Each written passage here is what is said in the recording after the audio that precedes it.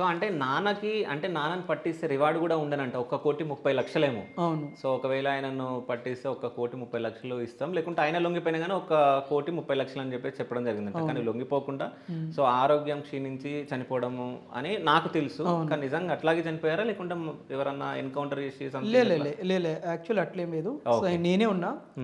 మా బటాలియన్ ఉండే. అప్పుడు ఇడమ దాదా కూడా ఉండే. ఇడమ దాదాతో పాటు ఇంకా చనిపోయిన అమరైన కామ్రేడ్ సీసీ కామ్రేడ్ మన దూల దాదా కూడా ఉండే అన్నట్టు. హ్మ్. దూల దాదా ఉండే. తర్వాత ఇతరులు చాలా మెంబర్స్ ఉండే. దాదాపు మేమే ఫుల్ టైమర్స్ దాదాపు 1000 మంది దాకా అప్పుడే ఉండే. డాడీతోనే పాటు ఉండే. ఓకే.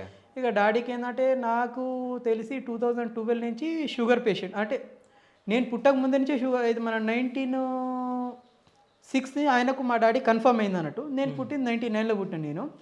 మా నాన్నకు షుగర్ ఆయనకు స్వయంగా చెప్పి నేను కొంచెం ఊహ వచ్చిన తర్వాత 96 నుంచి షుగర్ స్టార్ట్ అయింది. అంటే షుగర్తో పాటు షుగర్ ఉందంటే ఆటోమేటిక్ ఒక 10 ఇయర్స్ తర్వాత ఆటోమేటిక్ బీపీ కూడా వస్తుంది అన్నట్టు. ఇక బీపీ టాబ్లెట్స్ షుగర్ టాబ్లెట్స్ నేను చిన్నప్పుడు నేను పుట్టక ముందు నుంచి ఆయన అలవాటు చేసుకున్నాను అంతేగా.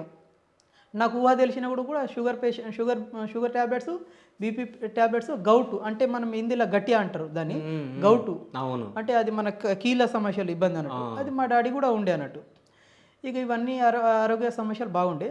పైగా మొదట ఏంటంటే మా నాన్న హెచ్జెడ్సీగా ఉన్నప్పుడు కొంచెం బాధ్యతలు ఎక్కువ ఉండే అన్నట్టు. అప్పుడు జన్ధన్ సర్కార్ అని కూడా ఉండే ఒకటి. అవును. ఈ జన్ధన్ సర్కారు ఇప్పుడు మనము పార్టీలో ఒకటి జన్ధన్ సర్కార్ ఉండాలని చెప్పి దాంట్లో మొదటిగా సచివ లెక్క మా నాన్నని ఎన్నుకున్నారట. ఈ జన్ధన్ సర్కార్ ఒకటి ఎన్నుకున్న తర్వాత మొదటిగా మా నాన్నకు జన్ధన్ సర్కార్ అధ్యక్షుగా పెట్టారు. జోన్ జన్ధన్ సర్కార్ అధ్యక్షుడు. ఇప్పుడు మన తెలంగాణలో ఎక్కడే లేదు. మన బీహార్ జార్ఖండ్ కూడా జన్ధన్ సర్కార్ లేదు. ఓన్లీ మన డీకేలోనే జన్ధన్ సర్కార్ ఉందన్నట్టు. జన్ధన్ సర్కార్ అంటే ఏంటంటే అన్ని రకాలు. ఇప్పుడు దాంట్లో కృషి విభాగ్ కానీ జనసంపర్క్ కానీ జంగల్ శాఖ కానీ ఇక ఇతర ఒక 9 శాఖలు ఉంటాయి అన్నట్టు. 9 శాఖలకు టోటల్ హెడ్ ఒక డీకేకి ఉంటుంది అన్నట్టు. డీకే హెడ్ ఎవరంటే మా నాన్న ఉండే అన్నట్టు. ఓకే. ఈ దీంట్లో కొన్ని అన్ని రకరకాలు ఒక్కొక్క డివిజన్కి ఒక జన్ధన్ సర్కార్ హెడ్ ఉండాలి. తర్వాత ఏరియాలకు ఒక జన్ధన్ సర్కార్ హెడ్ ఉండాలి. తర్వాత ఏరియా నుంచి ఒక్కొక్క ఇది పంచాయతీకి ఒక శాఖ హెడ్ ఉండాలి. పంచాయతీ నుంచి ఒక్కొక్క ఊరికి ఒక శాఖ హెడ్ ఉండాలి అని ఇట్లా ఒక అన్ని డాంచాలు అంటే ఒక్కొక్క విభాగాలు ఇట్లా క్రియేట్ చేశారు అన్నట్టు పార్టీ. నాకు తెలిసి 2012 నుంచి నాకు జన్ధన్ సర్కార్ అంటే బాగా నాకు పరిచయం అయింది. ఓకే. అంటే చిన్నప్పటి నుంచి వాళ్ళతో డాడీ వాళ్ళతో తిరిగిన కాబట్టి నాకు అప్పటి నుంచి ఊహ నాకు తెలుసు. కానీ క్రియేట్ ఎప్పుడు చేసి నాకు తెలియదు జన్ధన్ సర్కార్ అనేది అట్లా.